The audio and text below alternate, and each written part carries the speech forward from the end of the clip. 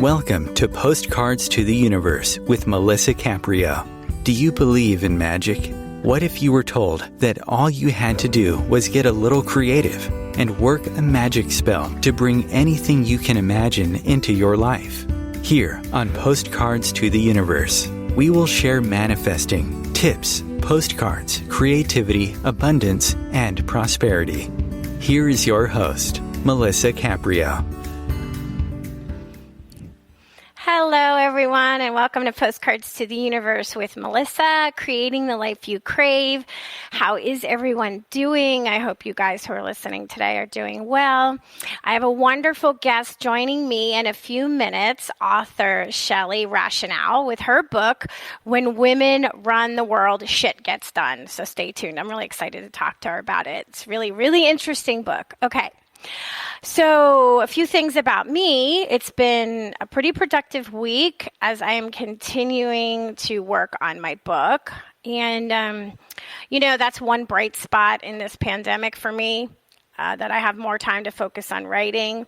I've been trying to look for the positives in the situation if I can, because you know how easy it is to go down that negative rabbit hole. So trying to find the things that have been positive about the situation is, it's important. I think it's important because it's easy for us to get real negative and stay in that space. This week's Magic Monday Message postcard, I created with the affirmation. Well, the affirmation is, I love to play. So for those of you who are just tuning in for the first time, each week I take a manifesting postcard. And on Mondays, I take a photograph of it, and I post about it. And the affirmation that goes along with this week's is, I love to play. And I was thinking about play. Play is so important. And when we become adults, we stop playing. We don't make any time for play. Maybe we play when we go on vacation. And that's probably why we get so excited to get away, because it's the only time we make for ourselves to incorporate play in our lives. And we don't think it's important to include that in our daily routines. But play is very important, I believe, for our mental well-being. I mean, look at children and how all they want to do is play. They play make-believe, and they play games, and they run around, and they play outside, and they play with their friends. And, when we become adults, we maybe will meet up with some friends, for dinner on a weekend. And a lot of times what we'll do is we end up just talking about all our problems. Well, that's not play. That's just rehashing what we're already dealing with and having somebody as our sounding board. But play is just as pivotal for adults as it is for kids. And we don't lose that need for novelty and pleasure when we grow up. In fact, I think we need it more than ever. And this past year has been particularly difficult. And I'm sure for many of us who even play a little, we've probably played less in this last year because of the social distancing that we've had to do.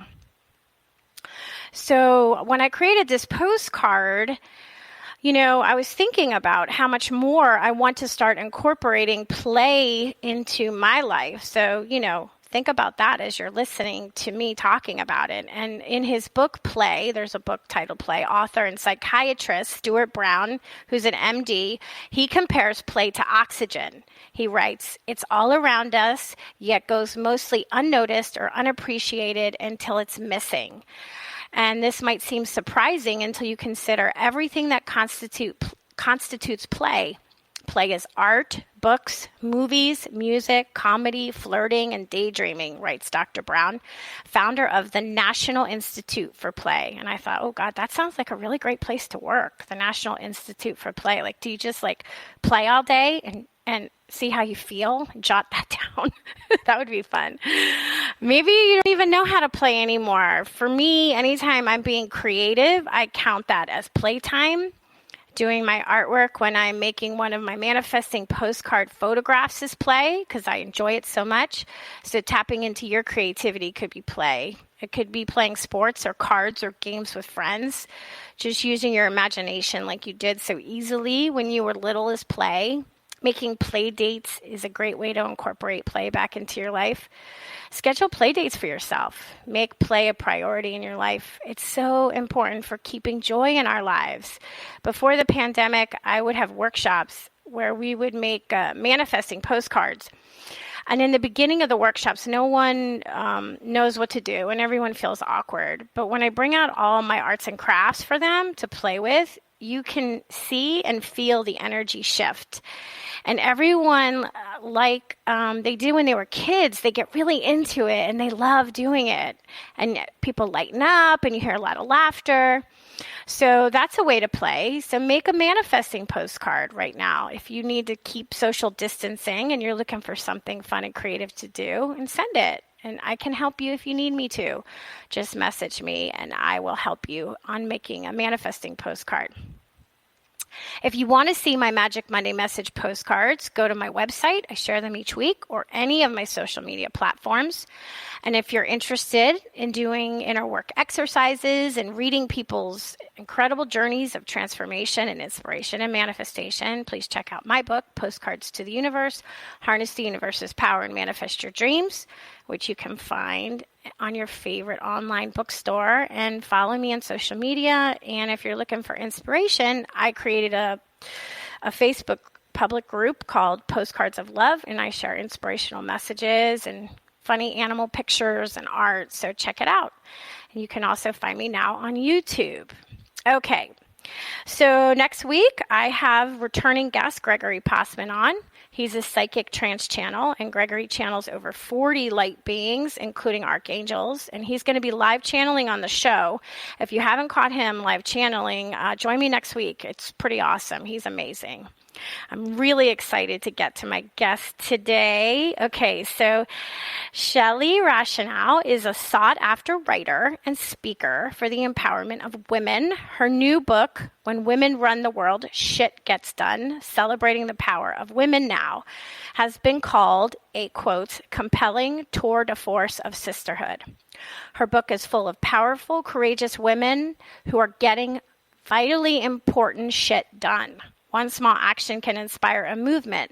As the women in her book have shown, a movement can change minds and ultimately change the world. And if you want to find out more about Shelly, you can go to her website, www.shellyrachanow.com. That's SHELLYRACHANOW.com. Welcome, Shelly. Thanks so much for being here with me today. Thank you so much for having me. I'm so excited to be here. Me too. Okay, so first thing was I finished your book last night, actually, and I wanted to know what prompted you to write this book, like this subject. You know, I'm so glad you asked that question. The power of women really has been something that's been instilled in me my whole life. It really started for me at a young age, and I'll share a story from my own life. When I was 4 years old, my mom went into labor with my brother, and he needed surgery pretty immediately to save his life. And this was in 1977, and the doctors actually advised her against the procedure. And they said to her, and I quote, "He'll ruin your lives. He'll ruin your daughter's lives. You can still have more children. You should let him die," which I think is, you know, unfathomable to imagine.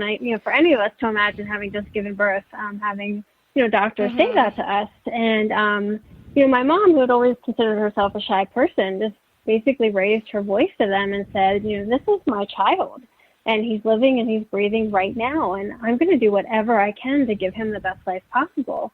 And, we just celebrated Gary's 44th birthday, in large part to, that spirit and that tenacity that she had through the years of just advocating for him and speaking out and just really just getting things done for him and for other families of, who had, children with, disabled children in our neighborhood. She really helped them understand what it would mean to advocate for somebody. And so I really, grew up kind of having a keen understanding of the power of women. And I think it's something that really impacted both my sister and I in our choice of careers. My sister is an occupational therapist, and she helps infants and toddlers.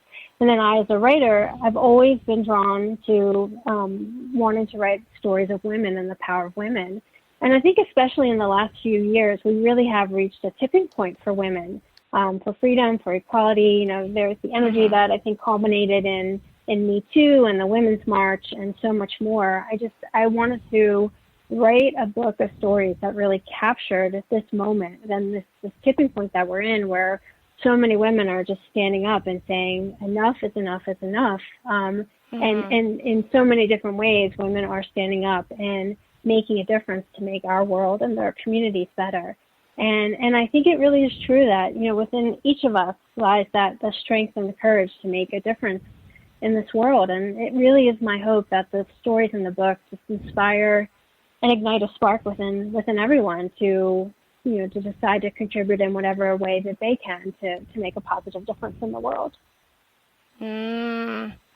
Wow. Well, it's funny because I actually wanted to talk about that story about your mom because it resonates with me so much because I have a very similar background. I have a sister who was born developmentally disabled, and my mom, she could actually have been a story in your book. It was a very similar experience. My sister Tony had a lot of physical problems. She had to have open heart surgery when she was a baby, and we knew she was going to be developmentally disabled. And the doctors basically told my parents, just put her in an institution and forget about her, Right. But my mom, of course, basically told the doctor to F off, that's what she did, right? So she had to have her surgery and, there were always challenges. But as we've grown up, my sister Tony just turned 49 actually in April. And as we grew up, my mom didn't like what was available for my sister because she needed to live into a group home. And so she decided that she didn't like what was available. She was a stay-at-home mom. My mom and dad had been married forever. They didn't, she didn't go to college. She wanted to have her children and stay at home. She just said, you know what? I don't like the way they're doing it, so I'm going to become a provider myself. And she opened up, we have 2 group homes right now that serve the intellectually challenged. Yeah. So I totally resonated with that story. And I imagine that your mom and my mom had very similar experiences. Yeah, so that's pretty cool.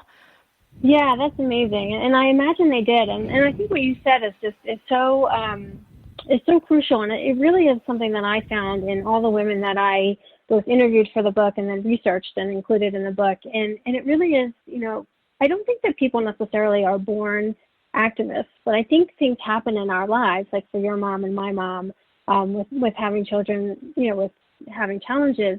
That things happen in our lives and they look at the situation and they say, you know what, this isn't okay, or this option isn't okay, and, I can do something to make this better. And I think that really is the similarity that I found through all the stories of the women that I wrote about, even though they're from vastly different backgrounds, all different ages, all different countries doing very different things in the world. It was a very similar situation. And in their daily lives, they ran into an experience and thought, you know what, this is not okay, and I'm going to do something about this. And I think there is like that special thing about women, that get shit done thing that women have when we see something and we think we can make this better.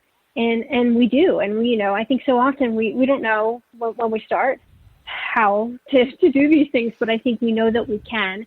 And we know that by just the very act of starting, puts us on that path to make a difference. And I think it's that power that women have is just something that I, like you, have seen my entire life. And it's magical. And I think, I always say, all of us, we can't do everything, but each of us can do one thing. There's always one thing that each of us can do to make something better. And I think collectively, if everyone sort of went into the world and thought, here's a situation that I've seen, and I'm going to do something to make a difference, that in and of itself would make the world a better place. That collective force would bring great change. And I think that is something that we really have witnessed in recent years, especially with Me Too and the Women's March, and just some of that collective energy of women standing up and saying these types of treatment and this type of discrimination is just not okay anymore.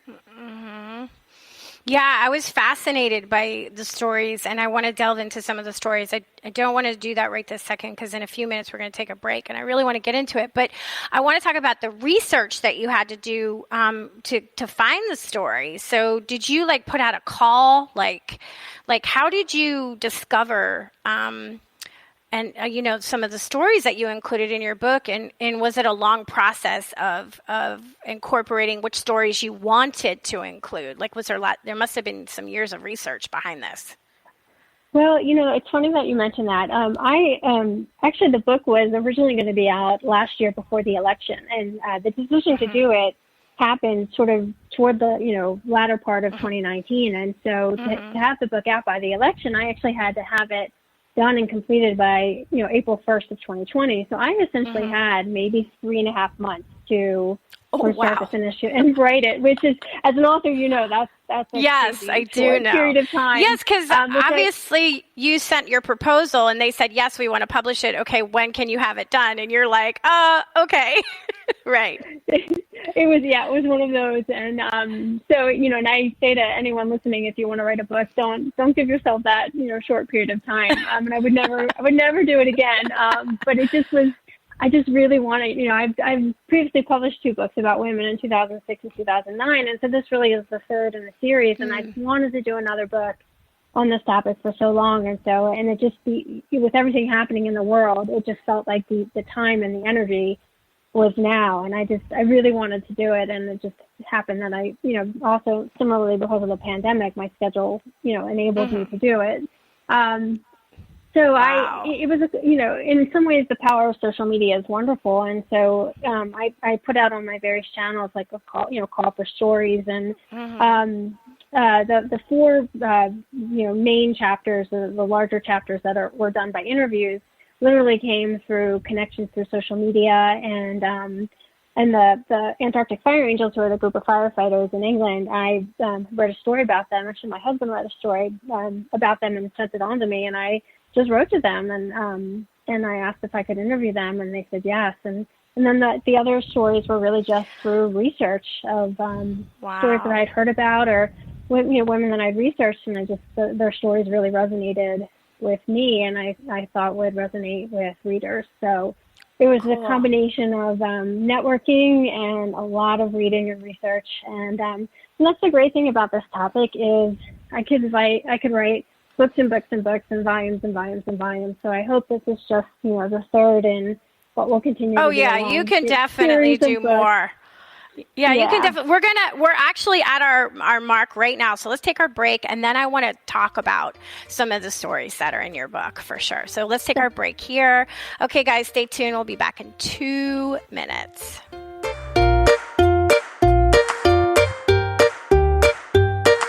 Conscious media for conscious minds. OMTimes. Host your show on IOM-FM, the radio network of OMTimes Media, one of the more recognized brand names in the conscious community, and is backed by the extensive marketing reach of OMTimes. Hosting a show on IOM-FM immediately connects you with our extensive dedicated community.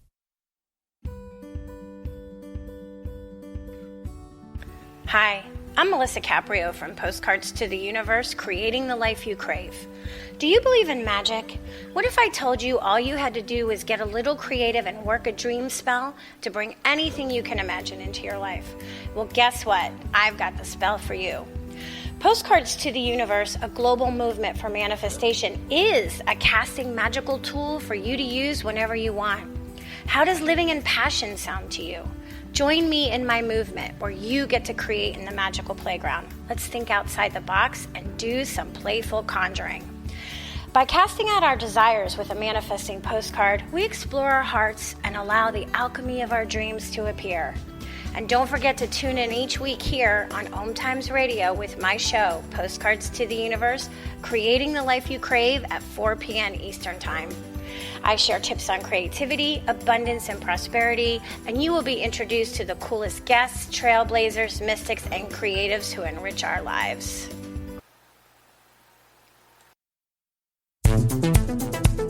My name is Victor Furman.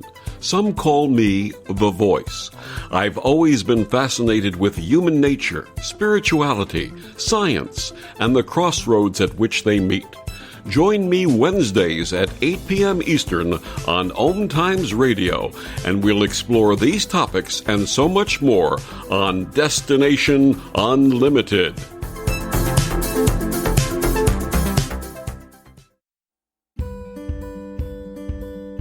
The rainbow is God's promise of hope for you and me. And though the clouds hang heavy and the sun we cannot see, we know above the dark clouds that fill the stormy sky, hope's rainbow will come shining through when the clouds have drifted by. Teresa Caprio is the president and founder of Rainbow Guardian Inc., a nonprofit 501c3 serving the intellectually challenged/developmentally disabled, including autism.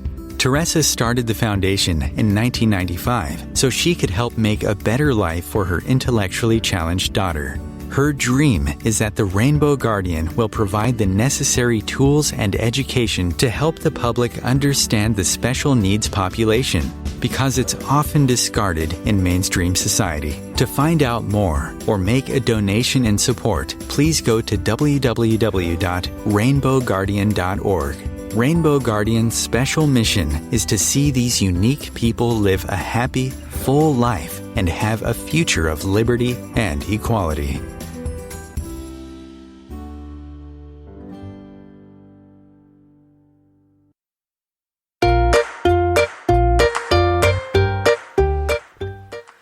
Welcome back. I have author Shelly Rachanow on, who wrote the book, When Women Run the World, Shit Gets Done, Celebrating the Power of Women Now, which was really very interesting. So, Shelly, I know you were hearing the commercials during the break. So the rainbow, that's my mom. That's her charity. Yeah. That's amazing. So I recognize the kid last name, so. Caprio. Yeah. Yeah, I know. It's pretty cool. So it's just so funny. I was like, I have to tell her that during the radio show. Okay, so you mentioned before the break the Antarctic fire angels. And this is one of the stories that's in the book that I thought that was so really they're really amazing, actually. So I'll let you share. So who are they? What are they doing? And why did you include them in your book?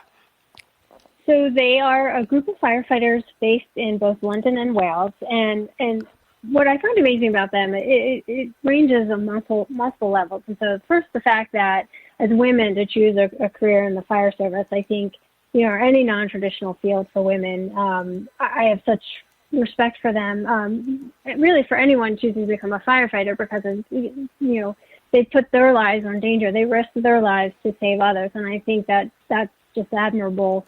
And something I have such respect for in general. And to be women in a non-traditional field certainly has its challenges. And they have decided, they came together after hearing at a Women in the Fire Service event in 2019, a woman talk about the Ice Maidens, who were a group from the British Army that they went and did a trek across Antarctica.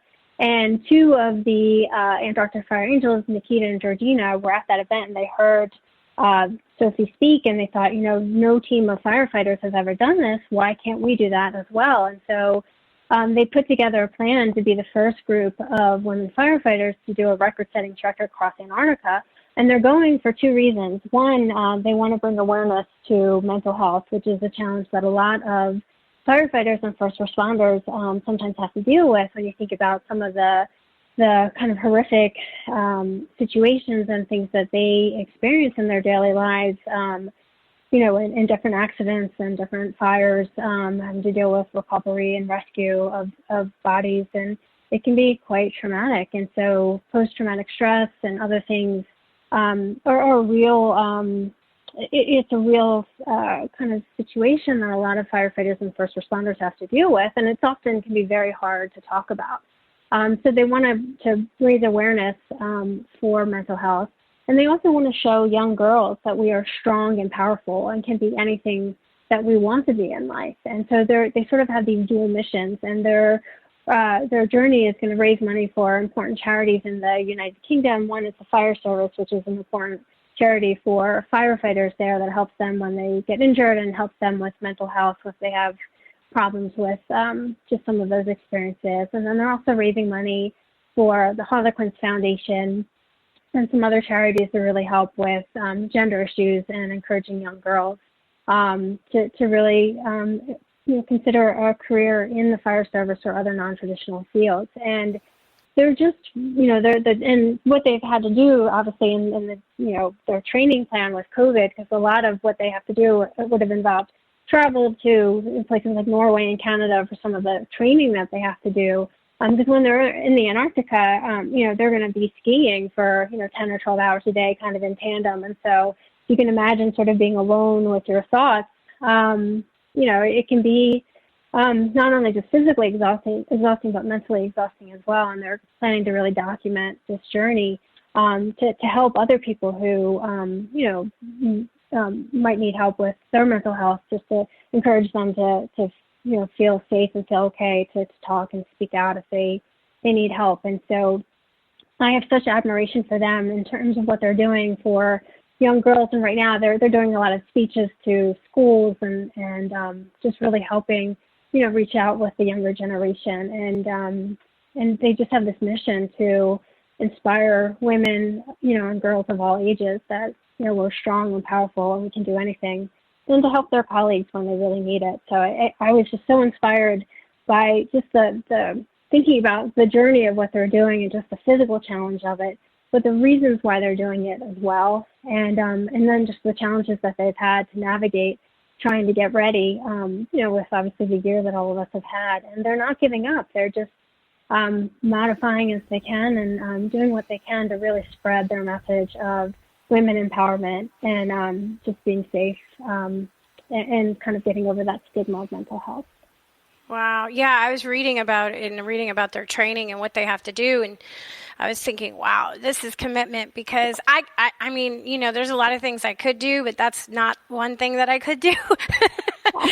Trek across Antarctica, it's like 50 below zero, right? Like, we're talking about extreme weather conditions, so extremes that I don't even know I think you mentioned this in the book, there's like no birds flying around. There's like no animal life there. That's how cold it is.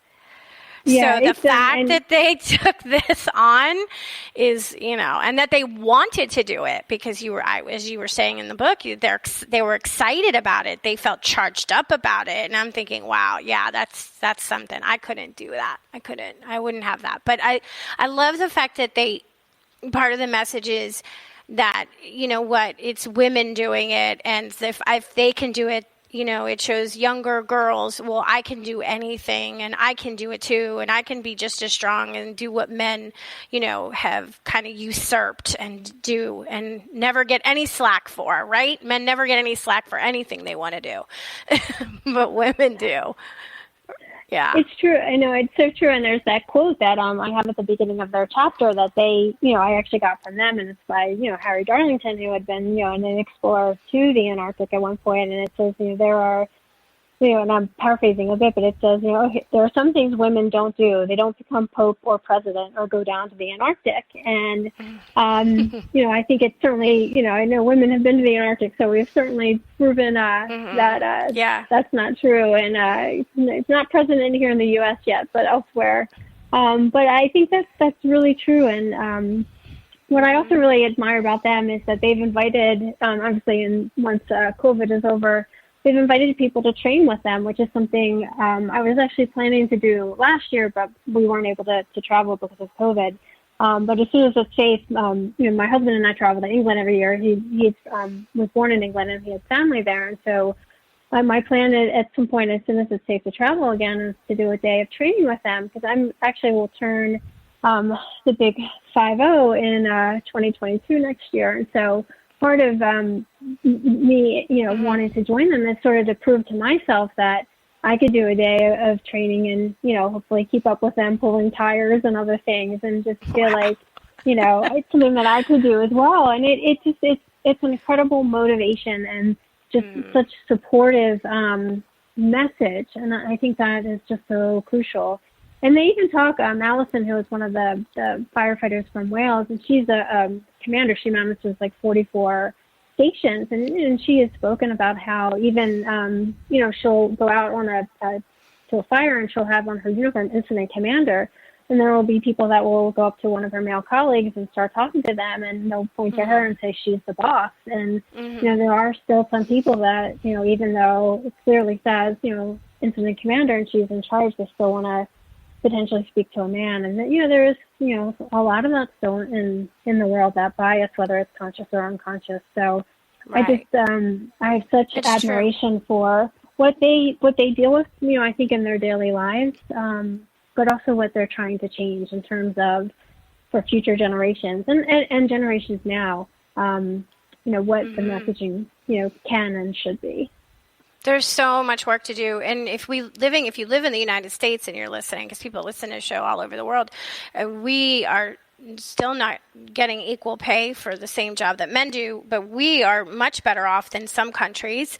And you actually talked about one woman driving was it Saudi Arabia? Is that where it was?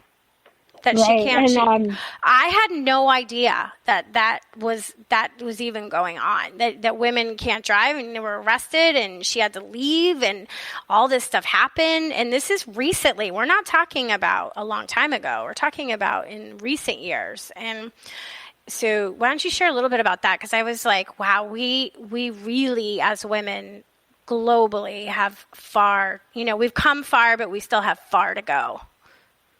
It's so true. And I hadn't really heard a lot about the story myself until I started researching it. And I first read about it in reading about some of the women that were actually still in jail. And the one was just released in February after several years in jail. But it's amazing to me that women in Saudi Arabia actually did not gain the right to drive until 2018. And it was not something that came by easily. It was very hard fought. And through the years, dozens of women had driven in protest against the ban of not being able to drive. And women could hold international driver's licenses, but they weren't, there was a custom where they weren't allowed to drive without a male escort just because of some of the, the kind of laws and ultra-conservative customs and beliefs there about women and women being inferior and women needing guardians. And in 2011, a woman named Manal al-Sharif, who actually had a car and an international driver's license, and she tells the story. And I researched her, and she's somebody that one day I would absolutely be honored to meet. But she was coming home from a doctor's appointment and was trying to get a taxi and was being tailed by men. And it was just any women that have had an experience like that, it was just very frightening. And she was being followed by a man and eventually threw a rock at his car. Eventually found out that it wasn't, necessarily against the law in terms of driving. It was just that kind of the custom that existed. And so she went out and drove and posted a video on YouTube, and it got like 800,000 views or something like that. Pretty immediately. It went viral. And then in 2011, she had, with other women, set this day to protest, to drive and protest. And, but before that had happened, she went out, to kind of test the waters. And, she was arrested and spent some time in jail. And all these things happened. And she eventually lost her job and had to leave the country and so many things. And then, other women who continued to protest, also were kept in jail. And until recently, one was just released in February, and I might say her name wrong, forgive me if I do, Rachanow Haflau. She was released in February 2021, and she was in prison for more than 1,000 days.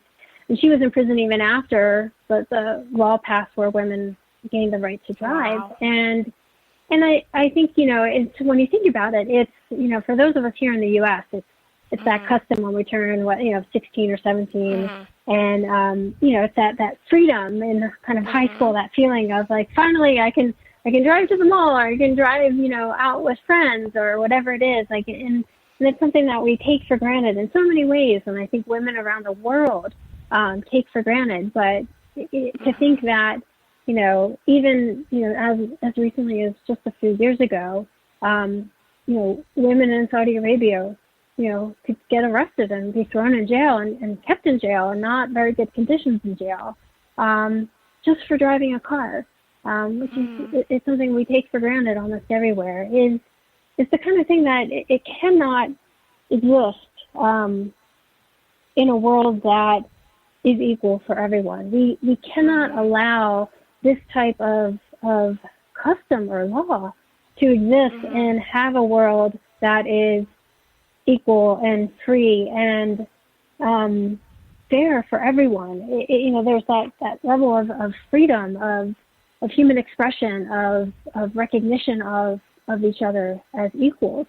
And it exists in so many ways, not just for women. We're experiencing a lot here in this country as we're really sort of starting to kind of have some honest conversations about racial bias and beliefs here. I think, the truth of the matter is, we're all human and we're all people and we're all equal, but we're not in equal circumstances. And I think we can work toward a world where that changes. And it will be very, it may be slow going, but I think that's sort of what has inspired me by the women that I've written about. And there's so many women, the millions out there that someday I would love to write about is when we see those things in our daily lives, the things that we say, this is not okay, and I'm going to do something about it, like your mom did, like my mom did, like all the women we've spoken about so far. That's where things start to change. There becomes that collective force or collective shift.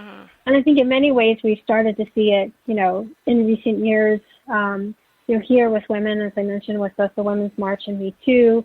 We're seeing it, in some of the racial issues with Black Lives Matter. We're recognizing it now with, what's happened with COVID and a lot of the, unfortunate, discrimination and other experiences that some Asian Americans are having right now with being attacked for no reason. And, I think when those collective things start to happen, there an opportunity for things to come up and let us really look at them so we can heal them.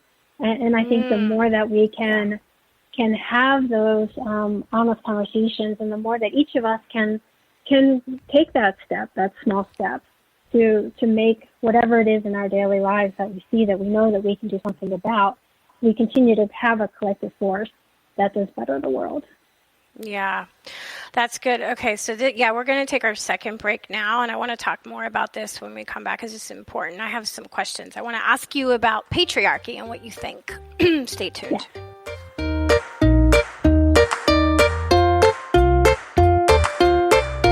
The Real Conscious Connection. OMTimes Radio. IOM FM. OMTimes Magazine is one of the leading online content providers of positivity, wellness, and personal empowerment. A philanthropic organization, their net proceeds are funneled to support worldwide charity initiatives via Humanity Healing International. Through their commitment to creating community and providing conscious content, they aspire to uplift humanity on a global scale. OMTimes, co-creating a more conscious lifestyle.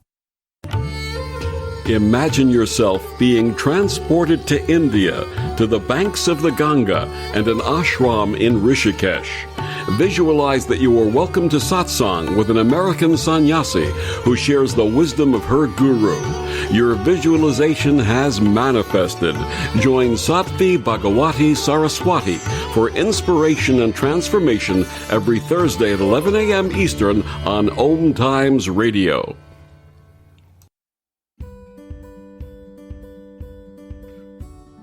Hi, I'm Melisa Caprio from Postcards to the Universe, creating the life you crave. Do you believe in magic? What if I told you all you had to do was get a little creative and work a dream spell to bring anything you can imagine into your life? Well, guess what? I've got the spell for you. Postcards to the Universe, a global movement for manifestation, is a casting magical tool for you to use whenever you want. How does living in passion sound to you? Join me in my movement where you get to create in the magical playground. Let's think outside the box and do some playful conjuring. By casting out our desires with a manifesting postcard, we explore our hearts and allow the alchemy of our dreams to appear. And don't forget to tune in each week here on OMTimes Radio with my show, Postcards to the Universe, creating the life you crave at 4 p.m. Eastern Time. I share tips on creativity, abundance, and prosperity, and you will be introduced to the coolest guests, trailblazers, mystics, and creatives who enrich our lives. Coping-19, brought to you by CDC and the Ad Council. If you're feeling increasingly lonely right now, you're not alone. It's totally normal. Even though we may not be able to get together in person, connecting virtually with friends and family still gives you a chance to interact with people and may help raise your spirits. Join a virtual book club, set up group text chats, or online video coffee breaks with coworkers. Find more self-care and coping tips at coping-19.org.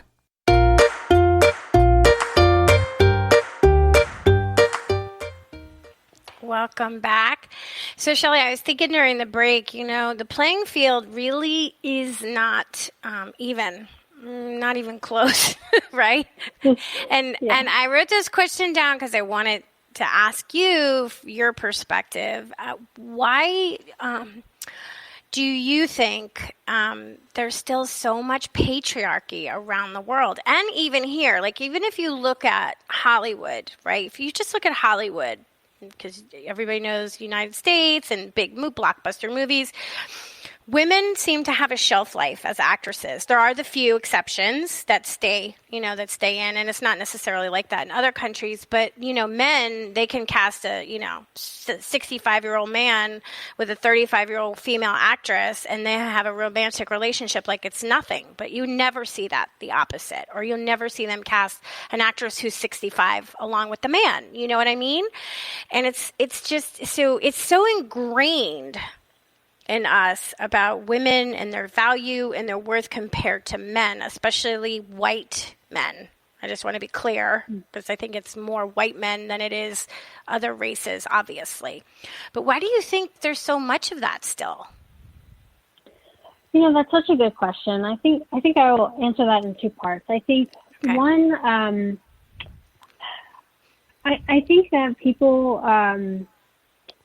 power is quite an aphrodisiac, and I think that people, when they are used to power or used to a system that enables them to feel powerful, losing that is threatening. And we know it really is in many ways. This is a whole other discussion, of course. But the ego, is especially threatened at any sort of loss of power. And I think that there is some element of that around the world, whether you think of, Hollywood, as you mentioned, or just, countries with cultures where women are seen as inferior. I think it's, threatening to men who have always sort of held a more powerful role in those traditions. It can be very, threatening to potentially feel like they're losing that power or that role or place that they sort of understand the world by. So I think there is a threat to that sort of understanding of things. And I think in some ways when people have power or governments or systems have power, it can be very hard when you are not part of that to challenge that. I mean, if you look at even just what's happening in Russia right now with, Putin's, opposition, even that is a very similar thing. It's, when power is ingrained, people can feel very threatened by change.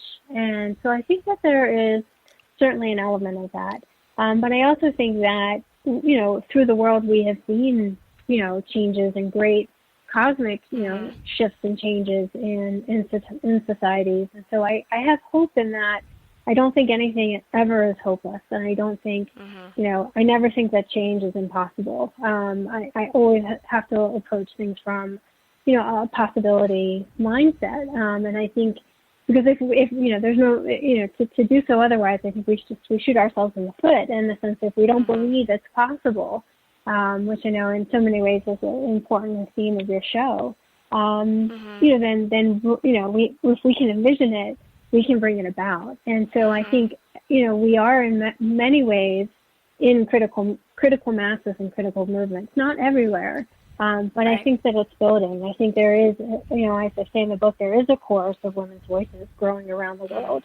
We've seen it here, and we've seen it in other countries. And I think oftentimes, power and people hold on tightest when they feel most threatened. And I think that's just a reflection of so many women around the world just, standing up to the best that they can and saying, enough is enough is enough. And I'm encouraged in many ways by some of the things that have happened in Hollywood, with, people like Harvey Weinstein, number one, but then I have tremendous respect for, Reese Witherspoon and what she's doing for, in starting her company, Hello Sunshine, and what she's doing in terms of women and roles for women. Exactly. I think because, similarly, she had an experience where, getting or reading a part that was just horribly written, and she just thought there has to be better options. And I think more and more women are kind of taking control of that. And I think the more that we can do it, the more women that stand up, the more that we make, Hillary Clinton's nomination in 2016 and, Kamala Harris's nomination in 2020, not the exception, but just the norm. The more that we have, I envision a day and in my lifetime where the Democratic and Republican tickets are for women. I like, Ruth Bader Ginsburg said, when do you think there'll be enough women on the Supreme Court? And she says, when there are 9, and nobody's ever been denied when there were 9 men. I love it. I know. Well. I loved her. She was so wonderful. Yeah, I love that quote. It's so true. It's so true. Yeah, I agree with you. And I think we can't stay stagnant. When you're stagnant, you rot. You rot from the inside. Change, it doesn't matter if you want change or not. Change is coming, so you might as well embrace it and be open to other people's experiences. And I do think that with men, a lot of times they're just afraid of what women can do when they have power. And I don't know if it's an ego thing. I don't know why they're so afraid, but I do kind of get that feeling that they're just afraid of powerful women. Women who are very powerful. I mean, they get called derogatory names, but men don't. Powerful men don't get called those same names. So it's interesting. We still have a lot of work to do, but I agree with you. I have a lot of hope that we are moving in the right direction. Yeah, I absolutely agree. And I think what's wonderful is there are, equally many supportive men who will, are equally as supportive of, everything that, women experience and work themselves to, let go of any of that bias, especially if it's unconscious, and are just incredibly supportive, feminist men, as they say. And I'm very, very fortunate to be married to one of them who is incredibly supportive of, this book and pretty much anything I ever want to do. And I think the more that happens, the more I think that as we raise, our kids, men and women, to allow for some of that equality, where we even look at, even now, look at what happens with Barbies.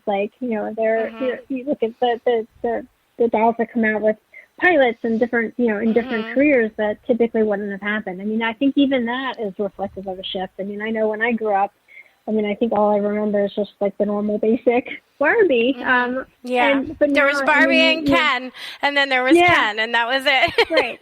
Right. And so, I think, all of those things are important. There's so much, unconscious messaging. And even in some of the commercials that we see, from growing up into now, so it has to change at every level. And I think that it continues to do so. And I think awareness really is key, because I think the more that we are just aware, and the more that we can be aware, but aware also with, I think, gentleness, because I think sometimes, there are plenty of people out there that are well-intentioned and just may not realize, of unconscious bias. And I think the way that we allow change is, when people can, be afforded a chance to learn or grow, from maybe a situation or experience, but without being made to feel bad. Because none of us, I think, I think change comes when we, can give people that space to recognize it for themselves.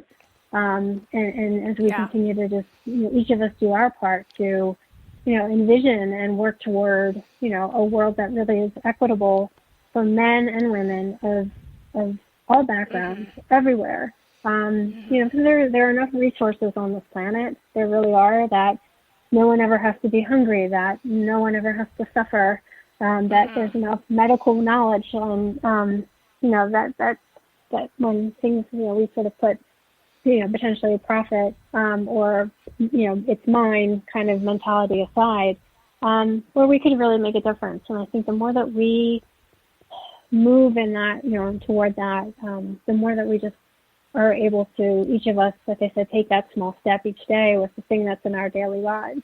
And we can, together facilitate and create real change around the world. And I've seen it, with all the women that I interviewed. I have the story in the book about the two sisters from Bali who at 10 and 12 heard stories about Nelson Mandela and Lady Diana and Mahatma Gandhi, and they thought, well, what can we do, to make a difference? And there was a lot of pollution in the water, in the island of Bali where they grew up, and basically through kind of starting, beach cleanups and signing an online petition and other things, and then eventually wanting to do a hunger strike, which they compromised with their parents, a period of fasting. They got the attention of the island's governor, and eventually, single-use plastics were banned in Bali.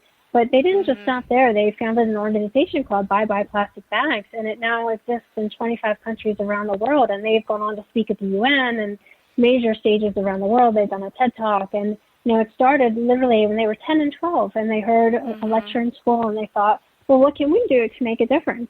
And, not even, a decade later, they've started an organization that exists in 25 countries. And I think, Greta Thunberg is another one who, she heard about climate change, and she, herself started, with a strike, and within 11 months, one person became a global climate strike of 4 million people in 11 months. And she's, it's incredible.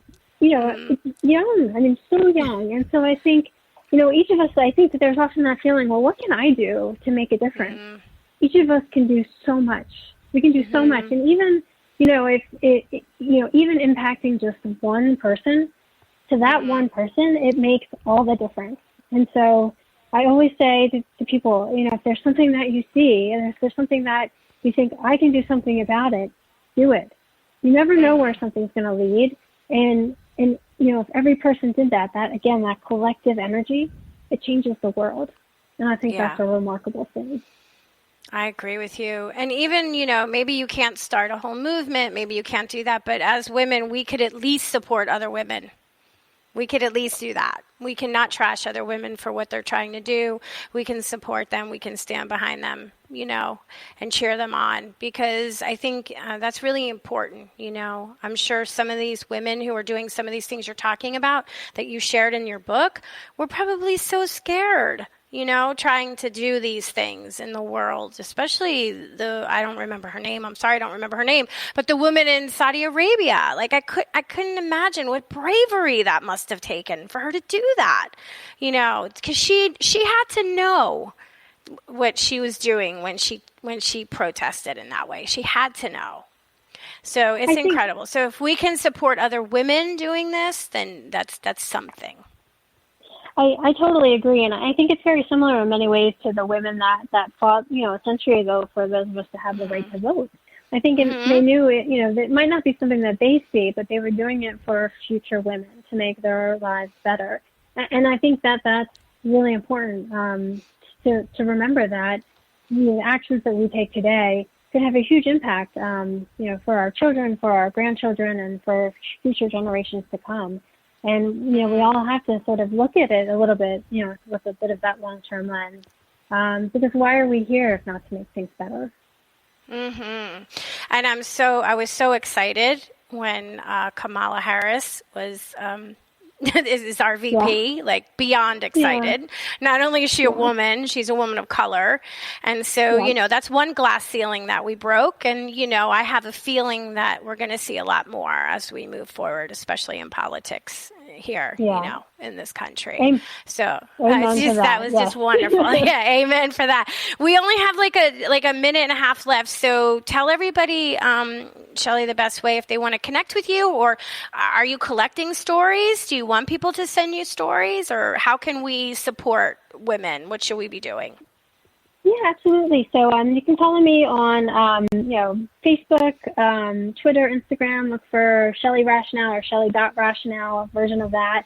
I also wanted to mention I'm actually, because all of the women in the book are doing things in many ways for charities, I actually have a GoFundMe where I'm donating books to women in need, and I'm actually supporting this through one of the women in the book, the Women's Journey Foundation, which is an amazing charity in Orange County, California. They work with at-risk girls and women, and they also work together with a homeless shelter in Santa Ana, California, and I have a GoFundMe where for every $10 people give, I'll donate a book in honor or memory of an amazing woman in their life to help a woman in need, and then I'm matching each donation as well. And so all of my social media sites have information for the GoFundMe, and I just know, like, for many of us, we all have periods in our lives where, we're, maybe just feeling a little bit down and out. And I know for myself personally, a book is, I've often turned to books for inspiration, and I thought for women that are, especially right now in this challenging year, they could feel the love and support of other women donating books to them. It would make them feel less alone. So we're running the GoFundMe. It'll be ongoing, but we're sort of doing it a bunch in May for Mother's Day and sort of this celebratory time for women. So I'd love for people to support, and help these women in need with my GoFundMe, which again, you can search for GoFundMe. You'll see it at the top of all my social media pages, and just really helping women and making a difference. Thank you so much, Shelly, and thank you guys for listening to Postcards to the Universe with Melisa, creating the life you crave. I'm wishing everyone a wonderful week filled with joy, abundance, and love. Peace.